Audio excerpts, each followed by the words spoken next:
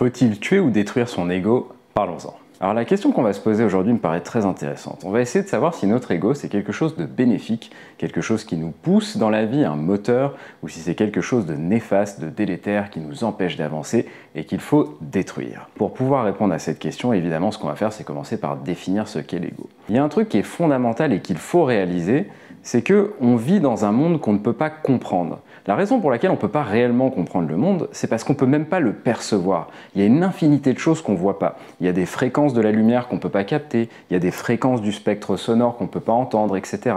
Et quand bien même on est dans la plage de fréquences que tout le monde peut entendre et voir, eh ben on ne les entend pas tous et toutes de la même manière. Ainsi, quand on regarde un film ou une pièce de théâtre, eh ben on n'a pas le même souvenir de ce qu'on a vu parce qu'on n'a pas mis notre attention sur les mêmes choses et parce qu'on n'a pas la même capacité à percevoir les choses. Quand vous regardez un tableau par exemple, il y a des gens qui ont une vue qui leur permet de voir des nuances de couleurs que vous ne pouvez pas percevoir. Et à l'inverse, il y a des gens comme les daltoniens qui vont voir une couleur alors qu'en fait c'est une autre. On n'a pas tous la même manière de se représenter le réel. Et pourtant, on essaye de le comprendre et on vit dedans. C'est ça le paradoxe. Retenez ceci. Pour comprendre le monde qui nous entoure, on est obligé de faire des expériences. On a un filtre qui nous permet d'appréhender une partie des éléments de la réalité. Mais ce filtre, il dépend de chacun de nous. Son nom, c'est l'ego. L'ego, c'est le filtre qui nous permet, à travers nos sens, de comprendre le monde qui nous entoure. Comment vous savez qu'il fait beau ? Eh bien, vous voyez le soleil, vous sentez la température, vous faites une expérience du fait qu'il fait beau.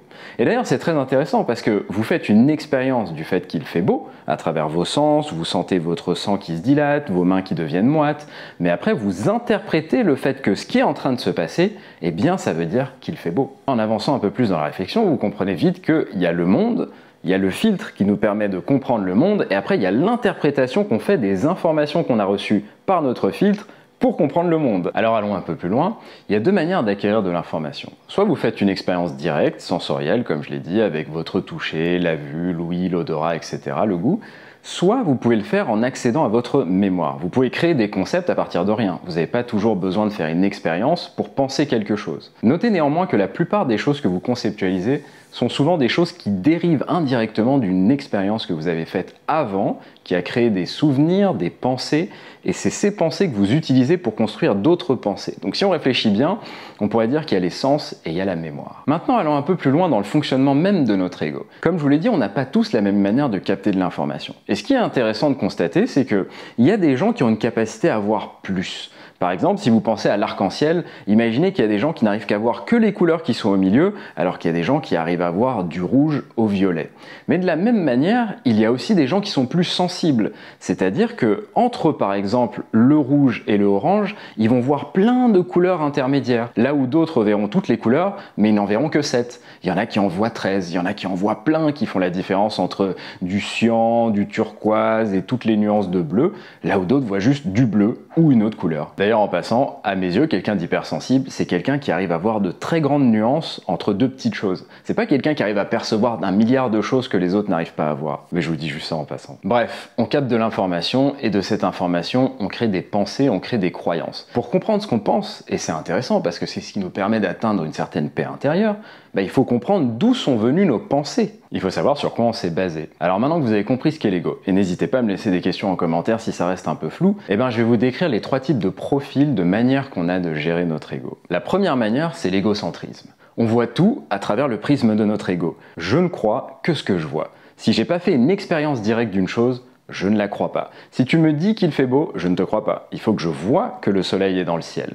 L'égocentrisme, même si pour vous c'est peut-être quelque chose de négatif en termes de sémantique, c'est quelque chose qui est quand même très pratique. Quand on voit le monde à travers son ego, on a beaucoup plus confiance en nous, parce qu'on n'a pas besoin d'attendre de la validation de l'extérieur.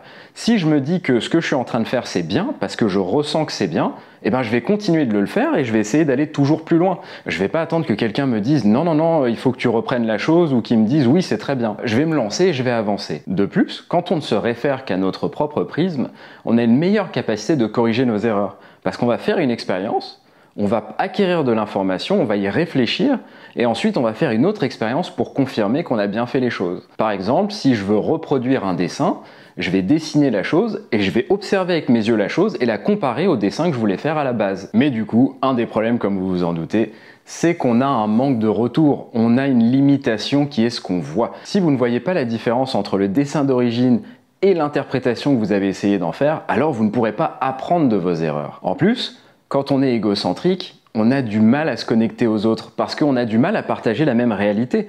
Encore une fois, on se base que sur ce que nous on perçoit. Si on considère qu'il fait beau, il fait beau. Si quelqu'un nous dit qu'il fait pas si beau que ça, on peut pas le comprendre. On n'a même pas envie d'essayer de le comprendre. Alors la deuxième approche, c'est évidemment le contraire. Les gens qui n'ont pas d'ego. Et bien souvent, les gens qui n'ont pas d'ego sont des gens qui ont besoin de la validation de l'extérieur. Un truc qui est très pratique, c'est que du coup, vous vous connectez plus facilement aux autres. Forcément, vous avez envie de comprendre ce que eux ils pensent. Vous vous fiez pas à ce que vous ressentez et à ce que vous percevez.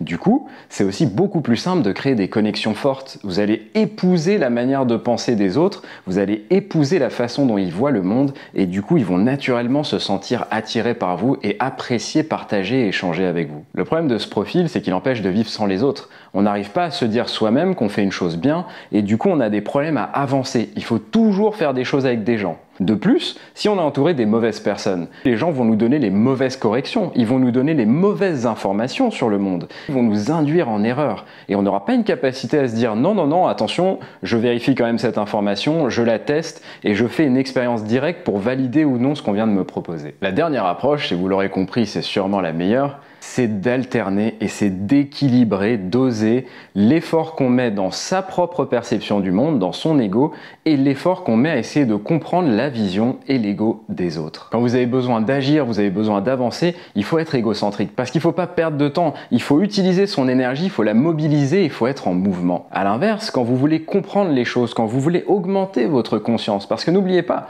vous avez une vision restreinte du monde et les autres voient d'autres choses que vous n'êtes pas capable de capter. La subtilité, c'est que acquérir la vision des autres et coller les espèces de petits bouts du puzzle que vous n'avez pas et que les autres ont, c'est difficile.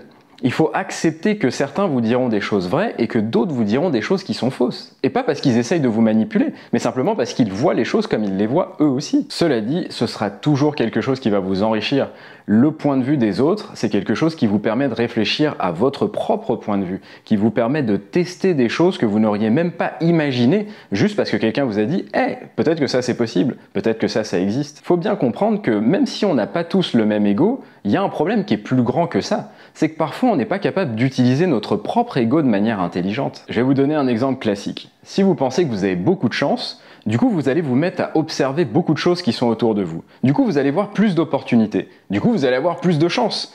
S'il y a un billet de 100 € par terre, par exemple, il faut le voir pour avoir la chance d'avoir trouvé un billet de 100 €. Si ça se trouve, il y a des gens qui sont passés à côté, mais qui regardaient ailleurs, qui n'y pensaient pas, qui l'ont vu, mais qui pensaient à autre chose en même temps et qui ont été distraits.